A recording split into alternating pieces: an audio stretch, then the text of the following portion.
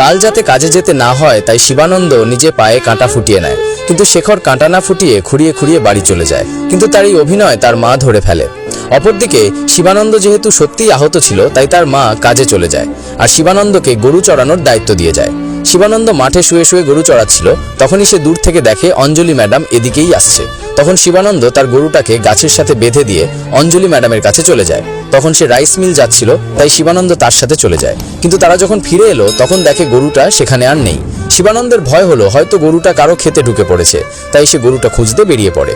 কিন্তু গরুটা কোথাও না পেয়ে সে অনেক চিন্তিত হয়ে যায়। তখন গানি এসে জানালো তার গরুটা মধুরার খেতে ঢুকে পড়েছিল, তাই সে শিবানন্দের মাকে উল্টো পাল্টা কথা শোনাচ্ছিল।